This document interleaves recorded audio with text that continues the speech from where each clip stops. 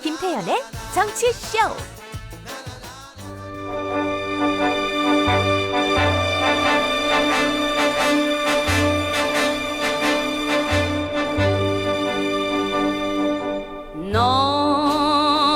야, BGM이 새로 까졌네요. 아니 좋은데 이거?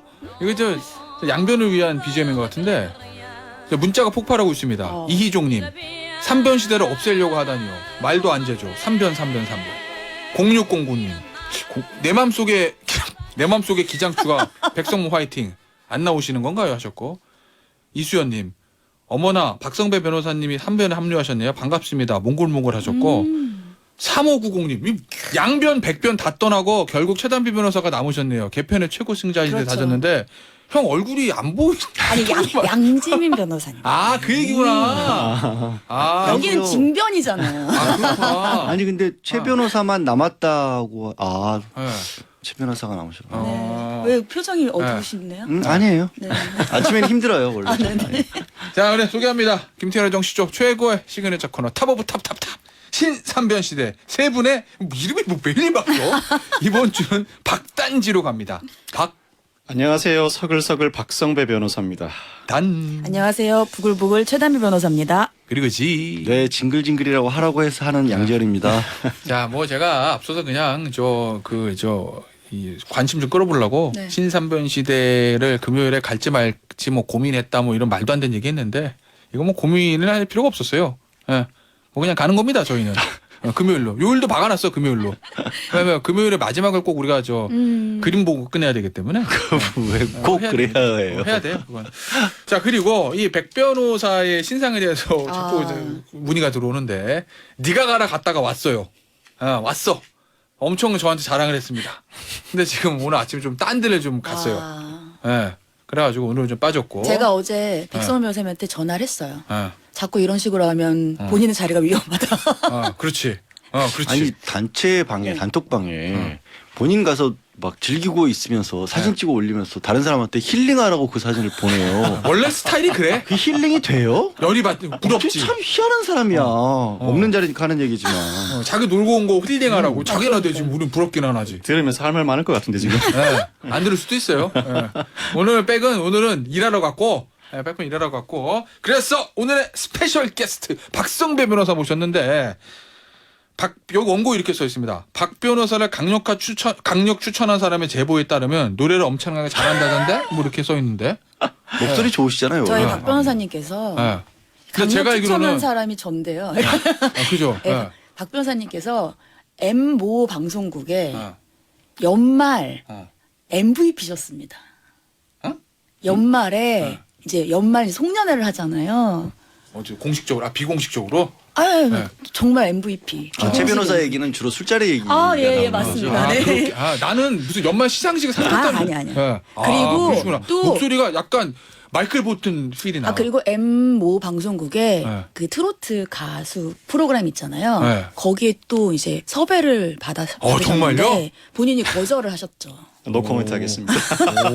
전 목소리가 그렇게 좋지 않아서 일반적으로 노래를 잘 부르진 못하고 네. 트롯 부분만 어릴 때부터 즐겨 부르다 보니까 근데 웬만하면 안 부릅니다. 이 목소리가 약간 굵고 저음에 약간 꺾기도 있고 약간 지방 억양도 있어가지고 네, 맞아요. 요게 이제 트로트 꺾을 때 기가 막히게 꺾이겠는데? 뭐 고맙습니다. 예, 아침부터 예. 그 노래 꼭 술자리에서만 들으신 건 아닌 거죠? 단변. 저 지난주 금요일 들었습니다. 네. 술이 안 깨신 것 같아요. 근데 왜? 박성배 변호사를 추천하신 분은 술을 아주 잘하신다는 제가 말씀을 좀 드리면서 오늘 첫 번째 소식은 저희 산시삼변 시대가 약간 그 정치성이 있는 법조 이슈는 안 하잖아요. 예, 사건 사고 위주라고 논쟁이 붙으면 안 하는데 오늘은 좀 특별한 날이기 때문에 네. 왜냐하면 어제 이제 앞서도 저희가 정치 코너에서 많이 말씀을 드렸지만 이준석 전 대표가 제기했던 가처분이 하나도 받아들이지 않았거든요. 그런데 뭐 비슷한 얘기인 것 같고 청취자분들이 보셨을 땐 판단하는 재판부도 똑같고 신청의 피신청도 거의 똑같고 변호사도 똑같고 상황도 똑같은데 결론은 완전히 뒤바뀌니까 왜 그러지? 라고 이제 궁금해하시는 분들이 계셔가지고 저희가 신삼변 시대 시간에 요즘 풀어보려고 합니다. 네. 담변이 좀 소개 좀 해주세요. 어제 왜 이준석 대표 측이 주장이 다 받아들여지지 않은 건지. 네, 사실은 이 어저께 그 가처분 결과가 나오기 전까지만 해도 사람들의 생각이 많이 갈렸어요. 사실 51대 49다 이런 얘기들이 나오고 있었어요. 그래서 국민의힘 측에서도 물론 이제 승소를 예상은 한다라고 얘기는 했지만 정말 내심으로까지 예상을 했을까 이런 얘기들이 많았는데 그러니까 1, 2차 가처분데 무조건 이기지 이거에서 그래서 완전히 달라졌죠. 근데 네. 이겼습니다. 이겼어요. 그러니까 이준석 대표가 거의 완패했다 이렇게 볼 수가 있고 그 얘기는 사실은 이게 그 첫 번째 가처분에서도 이런 내용이 있었어요. 뭐냐 하면 이 전국위의 의결 자체, 그러니까 전국위에서 의결을 하는 것은 적법하다는 얘기가 있었습니다. 그래서 그 한 줄을 가지고 그러면 전국위에서 새롭게 당원을 바꾸고 나서 이런 지금 현재 비대위를 유효하게 만들 수 있지 않나라는 얘기가 있었고요. 결국은 그게 맞았던 거죠. 그래서 이번에 이 국민의힘에서 당원을 개정을 했고 전국위에서 그리고 이 전국위가 이걸 추인했던 것이 모두 적법하다. 그래서 이 당원을 개정한 것에 대한 것은 인정을 하는 것이고요. 여기에 대해서 사실 이준석 대표 측에서는 4명의 이러한 비대위원들이 이미 사퇴한 이후에 당원을 개정한 것은 문제가 있는 것이 아니냐라고 얘기를 했지만 문제가 없다라고 판단을 하면서 국민의힘에 손을 들어줬습니다. 그러니까 1차, 1, 2차 비대위 네. 때는 야 비상이 아닌데 당원 당규 보니까 뭐 지금 뭐 비상 아니더만 왜 이거를 비상 상황을 해가지고 당 대표를 정리하냐 이렇게 해서 이준석 전 대표가 이긴 건데 네. 그 이후에 당에서 국민의힘에서 비상 상황을 구체적으로 만들었잖아요. 네. 최고위원 중에서 4명 나가면 비상 상황. 근데 4명 나갔으면 비상인데 이렇게 해서 비대위 간다. 요거잖아요. 네. 그러면 당원 당규 개정 자체는 뭐 정당의 자율의 영역이니까 법원이 받아줬어요. 그러니까 그게 가장 중요한 것 같아요. 제가 봤었을 때는 이전에 그 결정을 보면 재판부의 입장에서 봤을 때 그러니까 국민의힘이라고 하는 건 공당이잖아요. 그러니까 공당의 지도부 몇몇이 당의 어떻게 보면 방향을 마음대로 결정한다는 게 민주주의의 원리에 어긋난다고 봤다. 그 이준석 대표를 순전히 일부 지도체부에서 이준석 대표를 몰아내기 위해서 만들어낸 상황이고 비상 상황이라고 딱히 판단하는 것도 임의적으로 자의적으로 해석을 한 것 같다라고 그렇게 봤던 거예요. 근데 지금도 그런 얘기가 있죠. 동기 자체는 이준석 대표를 쫓아내기 위한 것으로 보인다라고 인정을 해요.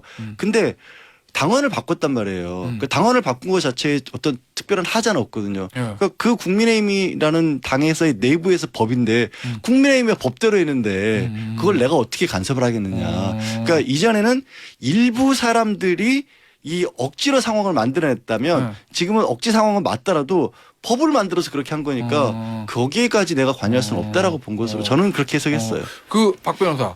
근데 이제 이준석 전 대표 중에 가장 크게 주장했던 것 중에 하나가 소급표. 네네. 야, 그렇죠. 나는 4명 물러난 거는 옛날 일인데 당원은 이번에 바꿔가지고 그걸 역으로 소급해가지고 적용해가지고 나 쫓아내게 말이 되냐? 헌법 보면은 소급해서 불이익한 처분하지 말라고 그랬는데 이거는 그렇게 한 거잖아라는 주장을 했거든요. 네네. 그거는 법원이 안 받아들인 거잖아요. 지난 가처분 인용 결정의 핵심은 비상 상황 개념의 모호성이었죠. 당 대표의 권한이 고리된 게 아니라 정지된 것에 불과하고 최고위원이 사퇴해도 전국위에서 다시 선출하면 되는 것 아니냐. 그리고 국민과 당원들의 투표로 선출된 민주적 정당성이 상당히 높은 당 대표와 협의 없이 함부로 비상 상황을 선언할 수 없다가 요지였거든요. 그 이후에 국민의힘이 당원 당규를 개정했죠. 비상 상황의 요건으로 선출직 최고위원 4인 이상의 사퇴 등 고리를 구체적으로 규정했는데 이 규정이 서고위법으로서 무효인지가 이번 가처분의 핵심 쟁점이었다고 봅니다. 이 서고위법은 진정 서고위법과 부진정 서고위법으로 나뉘죠. 갑자기 머리가 아프기 시작하는데? 어려워진다 이제. 막 옛날에 그냥 공부할 때 생각이 나면서. 헌법 안 한 지 오래됐는데요. 사실관계가 종료된 사안에 대해서 뒤늦게 법을 개정하면 진정서고위법, 사실관계가 진행 중인 사안에서 뒤늦게 법을 개정하면 부진정서고위법. 진정서고위법은 원칙은 불허, 예외는 허용. 부진정서고위법은 원칙은 허용, 예외가 불허잖아요. 다들 기억을 살려보세요. 기억이 막 나는데. 저희는 괜찮은데 박 변호사님 이 청취자분들을 좀 배려를 해서 아침부터. 이준석 전 대표는 진정서고위법이다. 즉 진정서고위법이라면 특정인을 배제하기 위한 조치라는 취지죠. 그렇지만 국민의힘 측은 부진정서고위법이다. 당이 현재도 비상 상황에 처해 있고 당을 수습하기 위한 조치에 불과하다는 취지의 주장을 했는데 이는 가치 판단의 문제라고 봅니다. 민사 형사 재판과 달리 물론 이 사건은 민사 가처분이지만 행정 소송의 성격을 다분히 가지고 가지고 있는 민사가처분이거든요. 네. 행정소송이나 헌법재판은 가지 판단의 영역인데 재판부가 이 정도 사안이라면 진정소급입법으로서 무효의 판단에 이를 정도는 아니라는 판단을 한 것 같습니다. 즉 가지 판단에서 이번에는 국민의힘 손을 들어줬다고 근데 평가하는 저는 이게 진정소급 입법이 아니라고 생각을 하는 이유가 뭐냐면 예를 들면은 이번에 당원 당규를 개정을 함으로써 예전에 있었던 주호영 비대위를 다시 살린 게 아니잖아요. 그러니까 비상 상황인데 비상 상황에서 정진석 비대위를 살린 거란 말이에요. 그러면 이게 예전에 있었던 잘못된 것을 계속해서 갖고 오는 건 아니란 말이죠. 왜 이렇게 표정이 마음에 안 드는 표정을 지으세요? 나 못 알아듣고 있어. 그래서 제가 봤을 때에는 물론 이준석 대표가 얘기했던 게 뭔지는 알겠어요. 예전에 4명이 그만둔 데에는 이미 끝난 사건이고 근데 그걸 이제 당원 당규를 개정을 해서 그 4명이 끝난 것에 대해서 문제가 있다라고 제기를 하면서 어떻게 이것을 적용할 수가 있느냐라는 것인데 그때 끝난 거는 이미 조영 비대위 끝난 거고 여전히 4명의 비대위원은 없는 상태예요. 그리고 새로 비대위를 만들었죠. 최고위원이 정부에서. 없는 상태. 예, 예. 그러니까 최고위원이 없는 상태에서 만들었죠. 그렇기 때문에 저는 이거는 소급 입법이 아니다라고 판단하는 것이 맞다고 생각합니다. 알겠습니다. 그 재판부에서 결정한 거 마지막 네. 부분이 저는 아까 이제 제가 가장 제 입장에서 중요했던 부분은 어쨌든 당의 법이라는 건데 그렇게 적으셨죠. 이거 이준석 대표가 나간 이후에도 국민의힘이 계속 이 당은 안고 가야 되는 거 아니냐. 그러니까 이제 재판부로서는 못 건드리겠다라는 건데 그럼 앞으로 국민의힘은 최고위원 4명이 사퇴해버리면 또 이런 상황이 벌어지는 건가요? 뭐 하여튼 그건 국민의힘이 감수해야 될 상황이니까. 알겠습니다. 자, 그만할게요. 조회수가 자꾸 떨어지는 것 같아서 알겠습니다. 어려워 지금. 아, 네네. 머리가 복잡하기 시작했어. 소급표 입법 나오면서. 자, 여기 6466님께 나 너무 좋은데 이분 6466님께서 그 소고기법 비프 소고기법 비프로 소고기법 참 어렵네요 하셨는데 갑자기 소고기 먹고 싶네요. 정확하면 소급 입법. 근데 소고기법이라는 문자가 쏟아진답니다. 그래 이렇게 네. 들리니까 어렵다니까. 제 불찰입니다. 제가 오늘의 도미에 때문에 이 분란이 일어난 거 근데 아니에요. 갑자기 이 문자 읽으니까 조회수가 올라가는 것 같아. 이 소고기법이라고 물음표를 달아주신 우리 아주 귀엽고 깜찍한 문자를 보내주신 이희종님하고 6466님께 오늘 저희 커피 케이크 세트 보내드릴게요. 야 소급 입법 어렵습니다. 소급 어려워요. 입법 뭔지는 네. 말씀을 모르셔도 돼. 드려야 필요 없어요. 네, 알겠습니다. 그러니까 너 어려우니까. 네. 네. 자, 우리 그러면 준비된 주제를 좀 볼게요. 오늘 첫 번째 사실 저희가 준비했던 건 요건데 박수홍 씨 아버지. 네.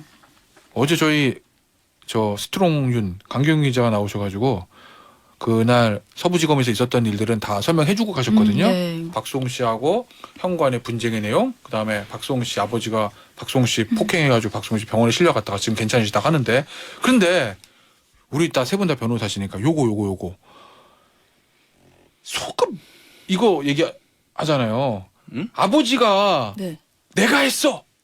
뭐 그렇게 주장하신다면 네. 형이 지금 횡령으로 구속이 됐는데 형이 한 게 아니라 아버지 내가 했어라고 얘기하신다는데 거기에 대해서 박수홍식 측 변호인들이 저건 아버지가 노리는 게 있는 건데라는 얘기를 한다고 하는데 그게 네. 뭔지 좀 설명 좀 해주세요. 많이 들으셨을 거예요. 이 친족 상도례라는 게 지금 나옵니다. 왜냐하면 이 형과 형수가 횡령을 했다라고 이제 주장을 하고 있는데 여기에 대해서 일단 그걸로 아버지가- 구속이 됐잖아요, 형이. 네. 근데 아버지가 아니다. 내가 했다. 그리고 내가 돈 관리 횡령을 다 했다라고 얘기를 하고 있다는 거예요.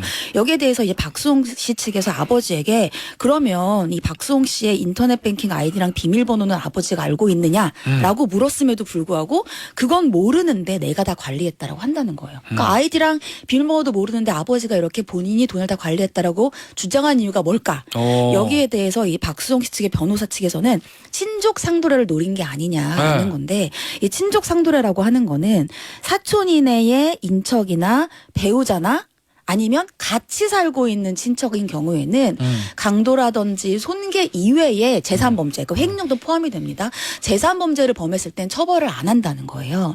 근데 형은 같이 살고 있지 않으면 친족 상도례가 적용되지 않아요. 물론 고소를 해야지만 처벌된다는 건데 이미 고소는 되어 있는 상태니까. 근데 아버지 같은 경우는 사촌 이내의 인척이기 때문에 처벌이 안 된다는 거죠. 그러니까 형이 아닌 아버지가 횡령의 주체라면 처벌을 할 수 없다는 것을 이용하려는 것이 아니냐라고 추측을 하고 있는 겁니다. 그럼 이거잖아요. 부부나 부모 자식 간에는 지갑에 돈 이렇게 싹 빼도 네. 뭐 제가 그러라는 게 아니고 처벌받지 않는데 형제는 아니라는 거잖아. 같이 사는 형제는 모를까 따로 사는 형제는. 그렇죠. 제일 많이 물어보는 게 이제 가정법률 상담할 때 네. 부부 사이에 딴 주머니 차면 처벌 받느냐.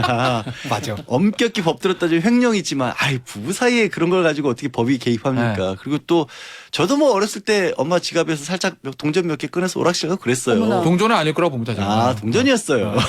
근데 그거를 이제 물론 이제 어렸을 때긴 하지만 범죄가 된다고 보기는 어렵다라는 네. 거죠. 그 정신이 아직까지 남아 있다 보니까 혹시 네. 그거 노리고 저렇게 여든이시거든요. 네. 팔순 어르신이 자기가 왜냐하면 어르신 입장에서는 저는 보면서 계속 그 생각을 해요.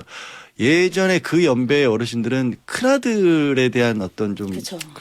지나친 애정 같은 게 있기도 아, 하고 아. 어쨌든 형제지간에 막 고소하고 또 아들이 구속돼 있고 이런 상황이 못 견딜 것 같아서 좀 한쪽으로 너무 치우치신 게 아닌가 하는 생각도 들거든요. 예. 자 그러면 박 변호사 예전에 경찰 하셨었죠. 네네. 아, 그 눈빛이 그러신 것 같아. 눈빛이 막 여기 막 뚫고 나와 지금. 그런 말 어? 별로 안 좋아하는데 예. 어쨌든. 예. 근데 예. 이거 박수홍 씨가 아버지가 가가지고 네네. 막 경찰관님 내가 했어요 막 예. 비밀번호 아이디 아세요? 아 몰라 그래도 내가 했어 막 이렇게 네. 주장하면 네. 그거 어떻게 조사하고 판단해요 그거를? 받아들여질 가능성은 지극히 낮습니다. 그 이유가 이미 형이 업무상 횡령으로 구속된 상황이잖아요. 수사기관이 나름대로 형이 관리하면서 박수홍 씨의 재산 등에 손을 대었다는 판단을 했고 이를 법원이 받아들인 상황이에요. 그렇다면 아버지 스스로가 자신이 이 재산을 관리하였음을 입증해내지 못하는 이상은 그 판단을 뒤엎기가 상당히 어렵습니다. 물론 횡령은 손이 많이 가는 사건이긴 해요. 구체적인 사용 내역이 실제로 쓰지 말아야 할 용처였는지 일일이 밝혀나가는 작업이 필요한데 수사기관이 이 정도 수사했는데 여기 와서 이제사 자신이 관리했다고 하면 스스로가 입증해내지 못하면 그 결론을 뒤집기는 상당히 어렵습니다. 참고로 이 사건에서 피해자는 박수홍 씨뿐만 아니라 법인도 포함되어 있는 것 같거든요. 아 저 회사 돈 예, 예. 예. 회사 때 횡령 부분은 친족 상도리와 무관하기 때문에 그대로 처벌 가능하고 아마 아버지가 했다 하더라도 예, 아버지가 회사 했다 돈, 하더라도 그러네. 아버지 주장이 사실이 아님에도 불구하고 주장을 했다면 노림수는 친족 상도례 외에도 고령이시잖아요. 죄가 그대로 인정된다고 하더라도 재판부가 향후 판결을 할 때 고령이다 보니까 실형 선고를 다소 꺼리는 경향이 있습니다. 이 점을 노렸다는 분석도 충분히 가능합니다. 그러네. 네. 알겠습니다. 아, 이거 갑자기 우리 전직 경찰관께 물어보고 싶은 게 하나 또 생겼는데 그거 저희가 잠시 후에 4부에서 좀 제가 좀 물어보도록 하겠습니다. 잠시 쉬었다가 4부에 돌아올게요. 여러분은 지금 균형 잡힌 시사 김태현의 정치쇼를 듣고 계십니다.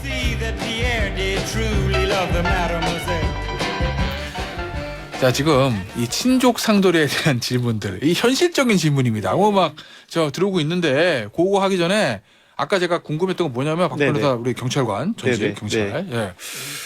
지금 박수홍 씨 형수 네. 구속된 형은 이제 횡령 혐의가 있다고 본 거고 수사기관 네네, 법원이 네네. 형수가 뭐 부동산 200억대 이런 얘기 있거든요. 네네. 근데 박수홍 씨 측 변호인 측은 저것도 내 돈 아니야라는 의심을 하고 있다라는 보도가 있었잖아요. 네.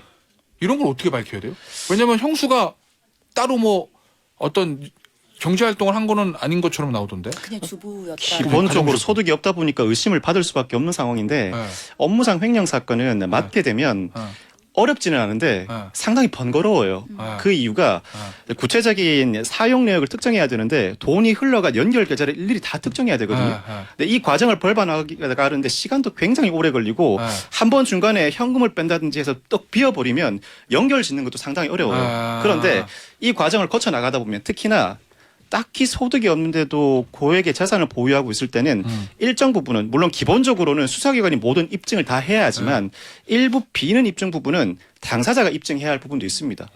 일부 공백이 생긴 부분을 당사자가 충분한 해명을 하지 못하면 재판부가 업무상 횡령 유죄를 인정하는 경우가 상당히 많거든요. 아마 형수에 대해서 수사가 개시된다면 형에 대해서 수사를 진행했던 것처럼 자금의 흐름을 일일이 추적해 나갈 텐데 그중에 일부 비는 부분은 특별한 소득이 없는 상황이었기 때문에 더더군다나 형수 스스로가 내가 어디서 자금을 마련해왔다는 입증을 하지 못하는 이상 혐의가 인정될 가능성이 다소 높지 않을까 싶은 생각이 들어요. 알겠습니다. 야, 자 이제 신족상도례에게 질문이 막 지금 들어왔어. 내가 보니까 마음이 급해. 질문. 이희선님 알려드려야 될 것 같아. 자 이희선님 담배한테 물어봐야지. 그럼 우리 신랑 자고 있을 때 지갑에 손 대도 되나요? 정확히 알려주세요. 정확히 말씀드리겠습니다. 네. 신랑이 안 자고 있을 때도 손대도 되십니다. 가져와. 신랑 지갑 내 지갑이지 무슨 괜찮아요. 네. 가져와 일로 내놔. 지갑보다 이렇게. 더한 것도 되죠. 뭐 시계 이런 거 없나요? 고가에? 저기 주의사항도 있습니다. 주의사항. 이거 현물을 가져오는 건 상관없는데요. 계좌이체를 한다거나 카드를 쓰게 되면 제3자가 개입이 돼서 계좌이체를 하거나 그래요? 네. 카드를 쓰거나 이런 방법을 쓰게 되면 네. 그거는 이제 제3자가 끼기 때문에 처벌받을 가능성이 있거든요. 네. 꼭 현물로만 가장 아니, 쉽게 근데- 그 ATM기에서 그 신랑 카드를 가져가서 현금 인출하는 거 있잖아요. 그거는 친족 상도에 적용을 못 받습니다. 아니, 피해자가 금융기관이라서. 아니 근데 금융기관이 고발까지 하고 그렇게 되면 그거는 가정 이미 파탄난 거 아니에요? 어쨌든 처벌은 피해야지. 제3자랑 상관없이 그거는 끝난 거 아닌가? 야 이제 천담배 변호사가 네. 정리를 해주세요. 남편 지갑에 현금을 가져오지 카드를 예, 금융기관 카드 쓰면 안 된다. 같은 것들이 문제가 되는 거는 말씀하신 것처럼 피해자가 은행이기 때문에 그런 건데 그것도 남편이 뭔가 이의를 제기해야지 문제가 되는 거잖아요. 그렇죠. 그렇게까지 이의가 제기되면 이제 그거는 가정이 끝나는 거다. 아니다. 네. 현실적인 그럼 얘기다. 남편은 이거. 그냥 무조건 참으란 얘기예요? 안 참으세요? 저희 양 집안의 이 권력 관계를 알 것 같아요. 네, 내가 맞아요, 봤을 때는 맞아요. 최단비 변호사 집은 최단비 권력이 한 99인 것 같아. 내가 그렇습니다. 보니까. 네, 99. 네. 서승환님, 박 변호사님 목소리가 중후하니 집중이 잘 되네요. 이러다가 감사합니다. 백변님 자리가 위태로울 듯하네요. 백변님 다음 주에 건강하게 돌아오십시오. 제가 자리를 잘 메꾸겠습니다. 좋다 이런 거. 야 무한 경쟁의 시대 좋아. 네? 이현수님. 그럼 와이프 백도 제 겁니까? 가져가도 되는 거잖아요. 와이프 백 가져가서 팔아도 되는 거잖아요. 법장으로 하면. 큰일 납니다. 큰일 납니다. 네. 와이프 백은 진짜 소중한 거거든요. 안 돼요. 아니 최 변호사님 너무 일방적이세요. 큰일 납니다. 장세정님. 지금 이 대화를 모든 남편분들이 싫어합니다. 하셨는데 장세정님이 이런 의견 주셨어요.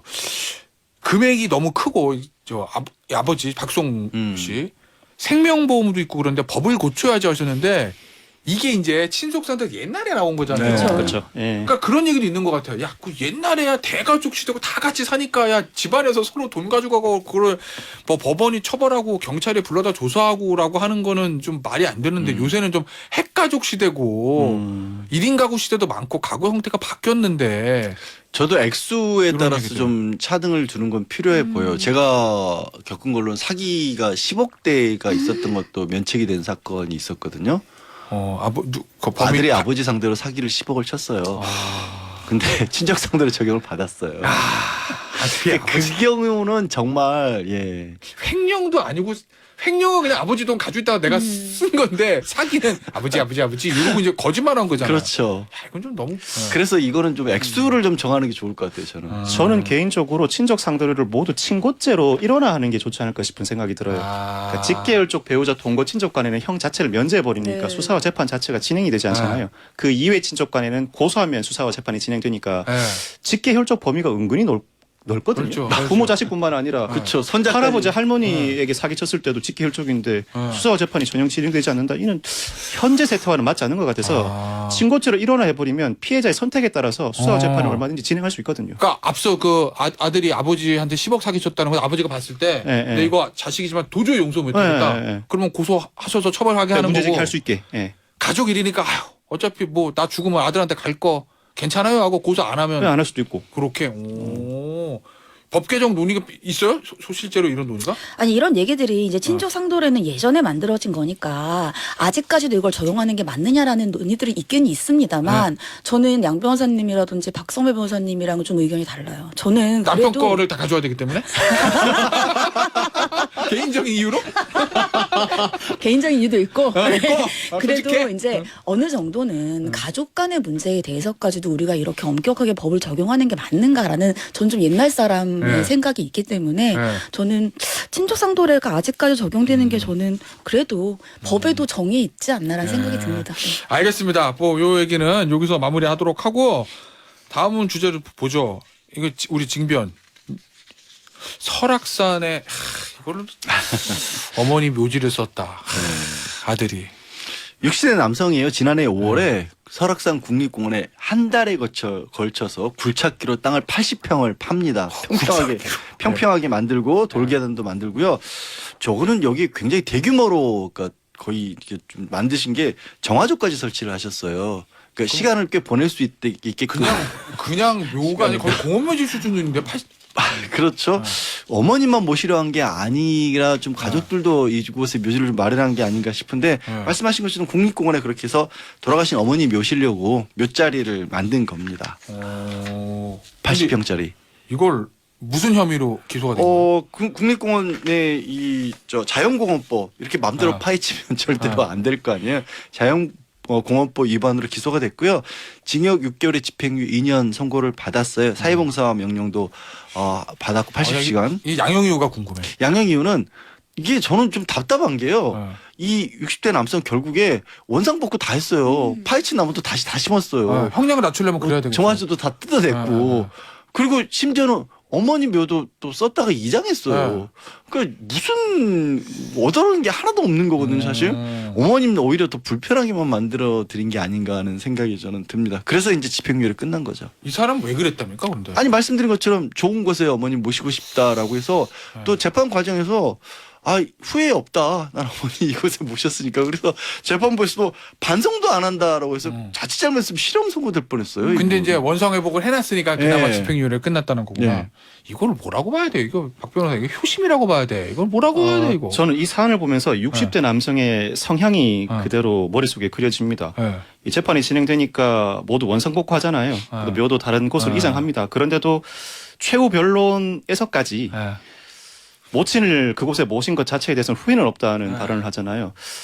나쁜 표현은 아니고요. 상당히 완고한 성향이 그대로 그려집니다. 자신이 목표한 바가 있으면 일단은 성취하겠다. 그리고 일단 지르고 본다고. 예, 문제가 제기됐을 때 뭐 재판을 진행 중인 상황이다 보니까 나름대로 취해야 할 조치는 취하겠지만 원하는 행동을 했고 그에 대해서는 후회 없다는 나름의 그 완고한 성향이 그대로 머리에 그려져서 원상복구의 시기니 집행유예가 나왔지 그랬지 못했으면 실형 선고도 충분히 가능한 사안이 아니었을까 싶은 생각이 듭니다. 그나마 이게 자연공원법 위반이기 때문에 이 묘지를 이제 다시 원상회복을 시킬 수 있었던 거예요. 제가 실제로 저희 예전에 제 클라이언트가 이 대기업 리조트였는데 골프장을 해요. 근데 그 골프장 안에도 이런 무연고 묘지가 엄청 많아요. 몰래 와서 묵고 가는 거예요. 근데 이거를 파낼 수가 없어요. 골프장은 일단 자연공원법 위반 이런 게 아니기 때문에 이러면 그 사람을 찾아서 이제 이 무연고 묘지를 가져가라고 해야 되는데 안 되잖아요. 그래서 그냥 골프장 안에 묘지가 있어요.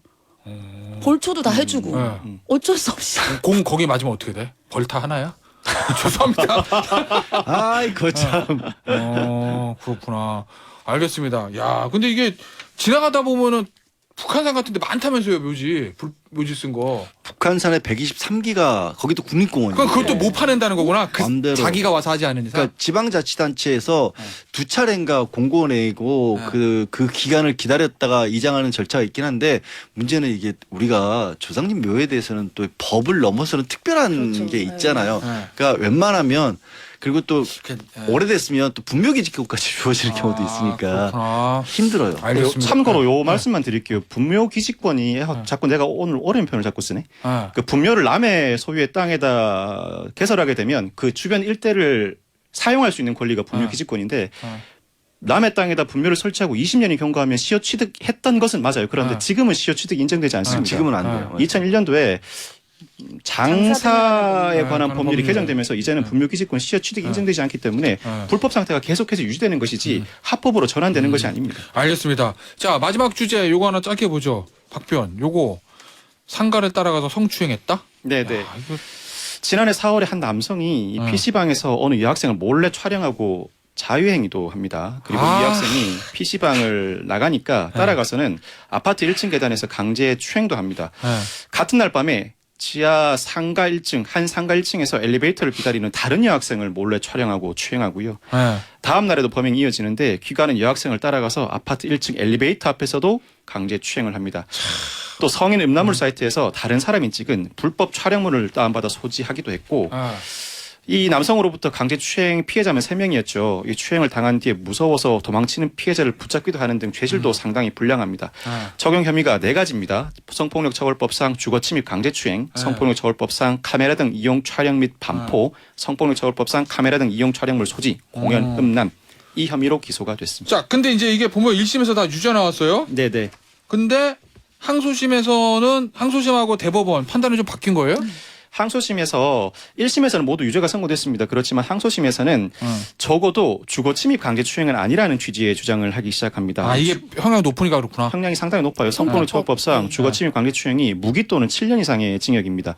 강제 추행 자체는 인정한다. 그렇지만 주거와 건조물, 즉 상가 일증과 아파트 일증은 공개된 장소이니까 여기에 들어간 것 자체는 주거 침입이 아니니 니네 집 아니 문 따고 들어간 것도 아닌데 유익이구나. 주거 침입 강제 추행이 아니다. 일반 강제 추행으로 의율해야 한다는 취지의 주장을 한 것입니다. 그게 어떻게 됐어요? 이거 변호사가 아마 아이디어를 냈을 거고 형량이 좀 네네. 줄여야 되니까. 그래서 대법원이 엘리베이터 1층 즉 아파트 1층 부분은 주거 침입 강제 추행을 그대로 인정하지만 상가 1층 부분은 주거 침입이 아니라고 보고 파기환송하게 됩니다. 즉 주거 침입의 범위를 상당히 좁힘으로써 이 남성의 주장을 일부 받아들이게 된 것이죠. 하긴 요새 아파트 1층은 공동현관이고 거기 앞에 공동문도 있고 그러니까 비밀번호 눌러야 비밀번호 되니까. 누르는 경우도 이렇게 쓰니까 타인의 주거인데 상가 1층은 그냥 문 다 열려 있고 아무나 왔다 갔다 할 수 있는 데니까 거기는 주거로 보지 않는다. 이거구나. 그러니까 이 대법원이 어떻게 얘기를 했냐면 모든 사람들에게 공개되어 있는 상가의 그러한 그 현관에 특별하게 문제가 있지 않은 통상적인 방법으로 들어가는 것까지도 주거 침입으로 볼 수는 없다는 거예요. 그러니까 예를 들면 막 우리가 뭐 문이 잠겨 있는데 따고 들어가나 이런 게 아니라 그냥 다 들어가는 걸 들어갔고, 그리고 여기 어떤 얘기를 했냐면 우리 예전에 한번 여기서도 다뤘었는데 초원복집 사건에서 우리가 몰래 녹음을 하려고 들어갔다라고 한다면 그러면 가게 주인이 들어오지 못하게 했을 거 아니냐. 그러니까 주거 침입이다인데 이게 바뀌었잖아요. 똑같은 얘기를 했어요. 설사 이렇게 강제추행의 고의를 가지고 들어오는 것을 알았으면 이 사람을 못 들어오게 했을지라도 그래도 그거는 주거 침입이 아니다. 이렇게 판단을 했습니다. 공개된 장소니까 알겠습니다. 그럼 그 부분에 대해서만 좀 판단을 좀 받아야 되는 것 같은데, 권 의원님, 저 딸이 셋이 있는데 무서워서 살겠어요? 뭐 이런 말씀도 주셨는데 이거 어떻게 해야 돼, 이런 남자들 단변? 부글부글 막 끓고 있죠 지금. 아니 남자들 왜 그래요? 네. 왜 그러는 거야? 나 우리한테 그래. 아이고 일방적으로 남자들이라고 하지 마세요. 아니 이런 아니 그러니까 네. 이상한 남자 여기 아, 네. 아니 그리고 이 사람 같은 경우에 이게 다 10대예요. 피해자들이 다 10대예요. 10대고 굉장히 유사한 방법으로 지금 주거침입 강제추행이라든지 강제추행을 한 거란 말이죠. 저는 모르겠어요 왜 이러는지. 아니 왜냐면 범행이 계속 똑같은 게 반복되고 연결되는 거거든요. 이건 병이죠. 형사처벌 더하기 치료도 반드시 저는 해야 되는 상황이 아닐까 싶어요. 이게 어떻게 정상적인 상황이 사람이겠어요. 알겠습니다. 오늘 저 준비된 얘기는 여기서 마무리하도록 하고, 아침 한 9시 전에 드리니까 또 느낌이 다르네. 예. 마지막 코너 자랑두지. Plusieurs choses à la fois, en fait, ce sont plusieurs interfaces qui rentrent en compétition pour vous capter du temps alors même que vous êtes en train de faire autre chose. Et donc ça, c'est très fatigant. 농염하게 퍼지는 인문학의 향기. Salon de J. En 99, on nous disait toujours, quand il a été possible de faire des lives, 박 변호사님 당황하셨어요. Salon de J. 아니 이거 저 음악 나갈 때 우리 양변이 오늘 새로 오신 박변한테 저 박 변호사님 좀 오글거리더라도 참으세요. 그랬더니 박 변호사 또 뭐지 이게? 뭐야 이게? 뭐야 이게? 음악 왜 나오는데? 막 이런 반응을 보여줬어요. 자, 들어보십시오. 기가 막힙니다. 양변 오늘의 그림은요? 오늘 드디어 급기야 마침내 클림트 그림까지 제가 들고 왔습니다. 예. 이건 알지. 난 클림트는 안다. 클림트 그림은 우리도 알아. 거의 뭐 누군지는 몰라도 광고에 나왔거든. 안 본 분은 없을 거예요. 그리고 그림체 자체가 독특하기 때문에 다 키스 그림 다 아시잖아요. 광고에 나와서 한다니까. 네, 광고에 나와서 어쨌든 간에 대중적으로 워낙 유명한 그림인데 사실 왜 클림트가 갑자기 저는 왜 이렇게 지금 서울에서 클림트 관련 전시가 열리고 있기도 하거든요. 왜 이렇게 유명한가를 그냥 혼자 생각을 해봤어요. 미술 전문을 하시거나 잘 하시는 분들은 저의 그냥 개인적인 주관적인 생각이라는 걸 전제를 하고 이 생각이 들더라고요. 20세기 들어서는 이 사실을 묘사하는 거는 사진의 등장과 함께 전부 미술계가 상당한 자리를 내줄 수밖에 없었잖아요. 그러면서 이제 그림이 추상적인 쪽으로 많이 갔거든요. 그래서 그런 거구나. 그러니까 뭘 그려놨는지조차를 현대미술에서는 모르는 경우도 되게 많죠. 지금도 사실주의적인 어떤 그림을 그리시는 분들도 있지만 네. 저 같은 경우도 시각적으로 별로 예민한 편은 아니기 때문에 아무리 봐도 그건 모르겠어요. 그래서 제가 현대미술은 아예 못 들고 오잖아요. 네. 물론 저작권 문제도 걸려있긴 하지만 근데 클림트 같은 경우도 그래서 미술에 좀 저희가 깊지 않으신 분들은 접근 자체가 어려운데 클림트는 사실과 추상이 반반 섞여 있어요. 그러니까 보면 뭘 그려놨는지는 아는데 그러니까 사람 나와. 맞아. 그리고 근데 또 한편으로는 굉장히 개인의 주관적인 추상적으로 상징주의를 표현을 해놨거든요. 그래서 그냥 모르는 사람이 봐도 이해할 수도 있고 좋다라는 느낌을 가져다 주는 게 클림트의 그림이 아닌가 싶어요. 그래서 제가 왜 이 설명을 제 추측을 말씀드렸냐면 죽음이라고 하는 것에 대해서 알고 있는 사람이 얼마만큼이나 있을까요? 그림 사실은 제목이 정확히 뭐라고요? 그림의 제목은 이제 말씀을 드리려고 했는데 죽음과 삶이란 제목이고요. 클림트의 그림 중에서 죽음과 삶. 예, 그리고 아까 이제 설악산에 어머니 묘지를 썼던 남성을 떠올리면서 이 그림을 생각을 한 겁니다. 근데 클림트 그림을 왜 그러면 여기서 제가 떠올렸냐면 죽음은 죽음 이후의 세계에 대해서 이렇다 저렇다 말들을 더 많고 모두 다 알고 있는 것처럼 얘기하지만 실제로 아는 사람은 없다고 해도 과언이 아니죠. 그렇기 때문에 죽음과 관련된 일에 대해서 사람들의 해석은 사실은 본인이 잘 알고 있는 현재의 삶과 관련된 해석을 하기 마련이에요. 죽음 이후에 어떤 삶이 있는지에 관해서도. 그리고 묘를 쓰는 것도 결국에는 자기가 잘 알고 있는 살아있는 사람의 관점에서 죽은 사람을 위하는 행위이거든요. 그러다 보니까 이 아들은 사실은 어머님은 제가 아까 그렇게 얘기를 했죠. 굉장히 불편하셨을 거라고. 솔직히 몰라요. 어머니 불편하시는지 어쩐지 제가 어떻게 알겠습니까. 망자의 입장을. 하지만 아들은 그냥 이게 효라고 생각을 하고 했을 겁니다. 그런 의미에서 죽음을 바라보는 게 결국 삶의 관점에서 바라보는 거고 클림트의 그림들이 사실과 추상이 섞여 있어서 아는 사실을 있기 때문에 내가 모르는 영역도 볼 수 있는 것처럼 사람들에게 다가가는 것처럼 클림트의 그림이 그런 느낌을 줬다라는 거고요.